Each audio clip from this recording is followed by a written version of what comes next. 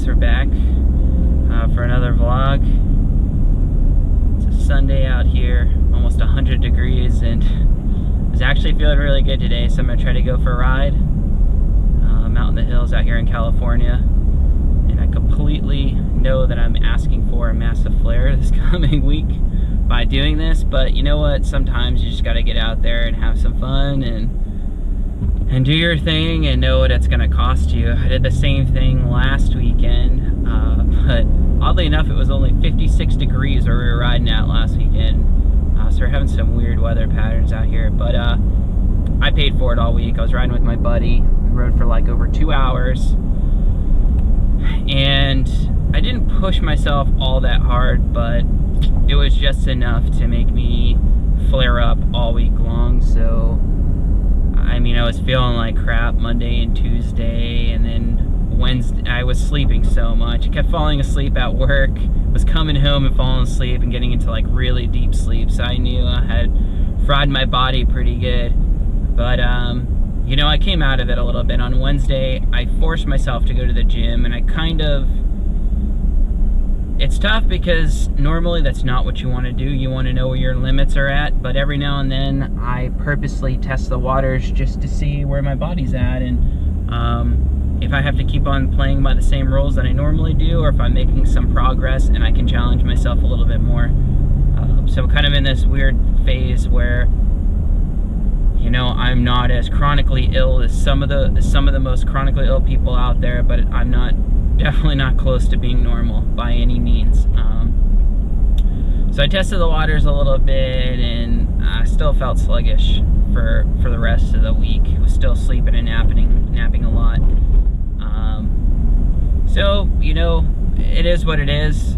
You know, I take the good days with the bad days. Unfortunately, there's a lot more bad days than good days, but I make the most out of the good days. And I think my new saying is, you know, you make hay while the sun shines, and I don't cling on to those days. I know that I'm gonna get sick in subsequent days, and just have peace with that, you know, and make the most out of it. And there's some things that I've learned to do on the days where I'm not feeling as well. I shall probably make another vlog about. But this one I wanted to talk about romantic relationships, because that's probably a very big and important topic to discuss in life in general. I think there was a study that came out last year. They did this long longitudinal study over like 70 years, I think, where they traced this group of people throughout their lives, because they wanted to figure out, like, what is the key to happiness in life, you know? What is it that really brings people the most joy? And maybe surprisingly to some people, they found out that had nothing to do with like wealth, or what you did, what kind of job you had, the vacations you went on, the adventures you had. It had to do with the quality of relationships you had in your life. So for anybody, healthy, sick, whatever, the quality of the relationships you have in life has a very strong correlation with the quality of your life. So I'd say there's definitely more of a challenge being sick and having good quality relationships. I think that's something that we can all agree on, and in particular when it comes to dating and, you know, trying to foster a romantic type love. So I'm just going to speak from personal experience here. I was in a relationship for about a year and a half, I think. And it ended this past January, and we kind of had split for a little while and then got back together and tried to rework some of the things that we did wrong the first time around. And I'll definitely say up front that relationship, for whatever reason, was the most enlightening relationship I've ever been in. I've never learned as much in a relationship as I did from that one. I mean, if you combined all the things that I've learned in past relationships, it wouldn't amount to what I've learned in this relationship. And I think part of that is because of being sick, and being sick forces you to figure out the best way to live your life. I think it's a filter to make you really look within yourself and learn to fix all the things that are within your control, because there's so much that's not within your control.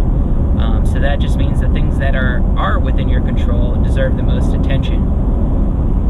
And so I just wanted to share some of the things I've learned and maybe give you guys some of the keys that I've learned to having romantic relationships with other people and dating. And so that brings me to, the first key to have mastered before you get into a relationship. It's going to sound cliche and corny, but it's to have a good relationship with yourself. And this applies to both people that are healthy and chronically ill. But, if you're in a really bad place, which is probably very common when you're first dealing with your chronic illness, you're trying to make sense of it, you're trying to figure out, what's the purpose of going through all this BS? Why do I feel like crap every day? Why is it that I go from doctor to doctor to doctor and treatment to treatment to treatment and nothing's getting better?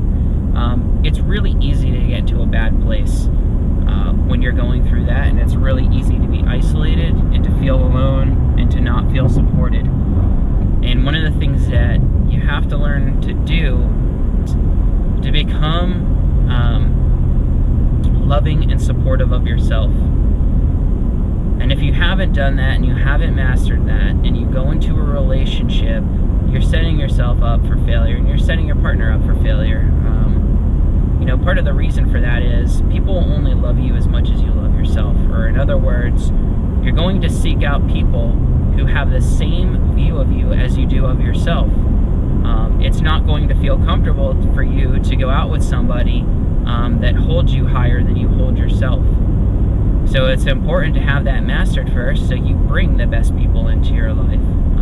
If you're in a place where you truly love yourself and you figured out a way to support yourself and be happy with your situation in life, then you're likely to attract more healthy, well-adjusted people and people that are going to make you feel supported and lifted up. If you're not happy with the way things are going, then you're likely to attract somebody that's not going to make you feel lifted up and supported.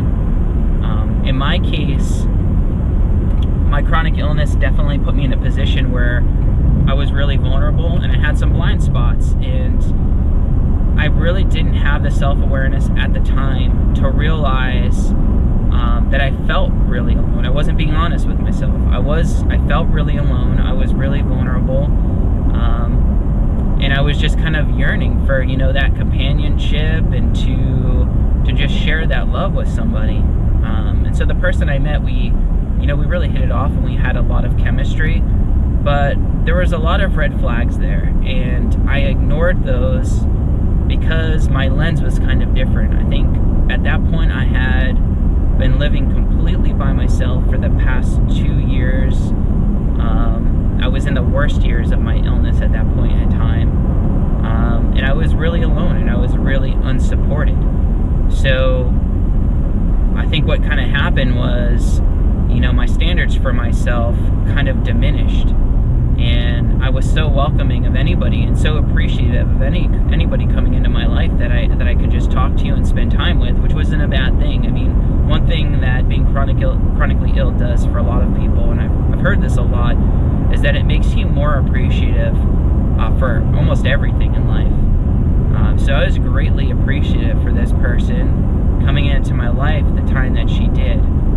But like I said, I think, my appreciation for certain things outweighed my logic and reasoning for the things that were not good for me in that relationship. And that all comes back to just, your level of self-awareness, your self-love, and your self-esteem.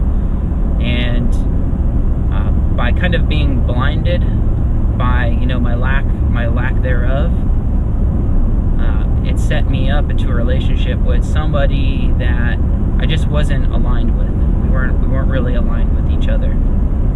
But all that to say, I don't regret any of it for a second, because I learned so much from the experience. But the key takeaway there is it's really hard for people who are struggling with a chronic illness to be in a good place where you really love your life and you love yourself. And I will say that I believe people that are struggling with chronic illnesses are the strongest human beings in the world. I mean, your health is the foundation to your life. And without that, you're pretty much set up on a path where you have to endure long suffering, and most people are not going to have to do that, and most people are never going to see life the way that you do because of the things that you have to go through.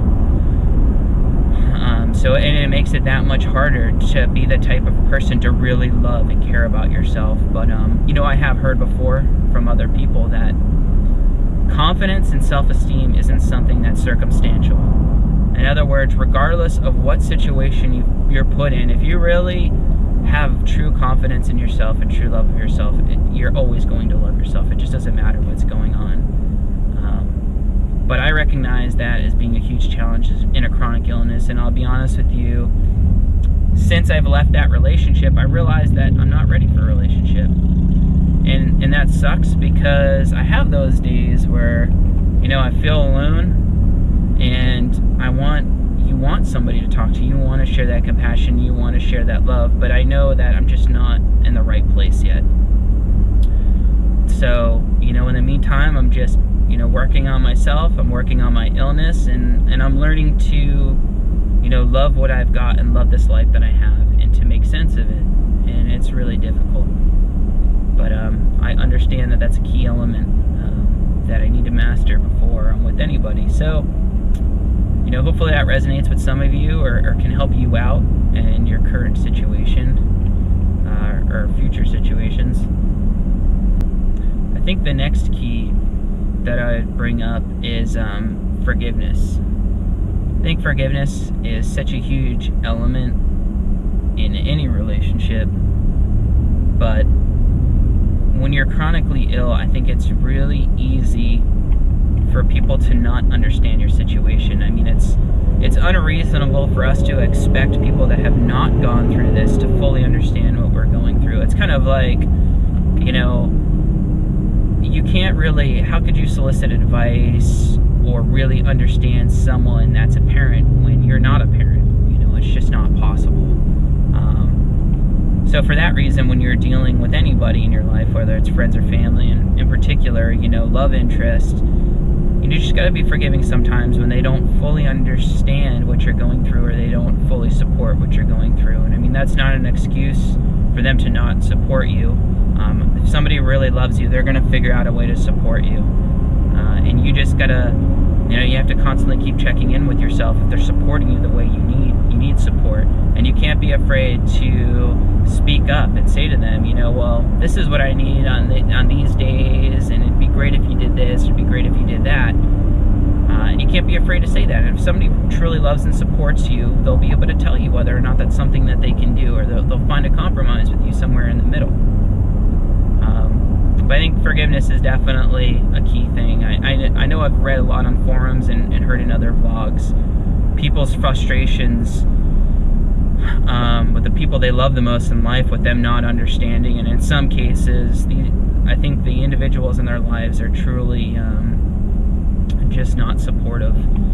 And they not only do not validate what the person is going through, but they kind of they'll question your sanity and whether or not you're making it all up in your head. And those types of people, I would say, are not helpful.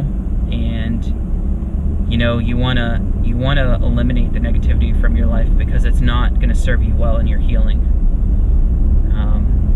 But nevertheless, sometimes you just got to dig deep and learn how to forgive people, because not everybody is going to get this. It's a hard thing to understand. And I'll be honest with you, if I had never gotten this sick and I had met somebody who was chronically ill, I would question whether or not, they were just full of crap, they're just making it up, they're just being weak.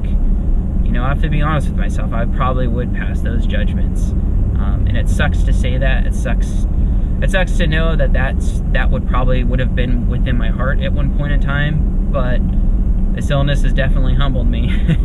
And it's definitely changed my thinking on things, so I think it's hard to hold other people to that standard when they don't know what it's like to walk in our shoes, and that's a good thing. I wouldn't wish this on anybody. But so is key number 3, and that's getting rid of people who do not support you. So, if someone's taking the time to try to understand your illness, and trying to meet you somewhere in the middle, I would say that those are supportive people and people that are worth keeping around in your life. If they're constantly denying what you're going through or are getting resentful for trying to help you out, those are people that you don't want to keep around in your life, because all it's going to do is stress you out more and make your situation more difficult. Yes, instead of expanding on that, I'm going to quickly go into key number 4, because it's closely related to key number 3. I know all these things are closely related, but key number 4 is beware of the codependence. So for those of you that don't understand what codependence is or haven't heard of it before, basically what codependence is it's people who make other people's problems their own.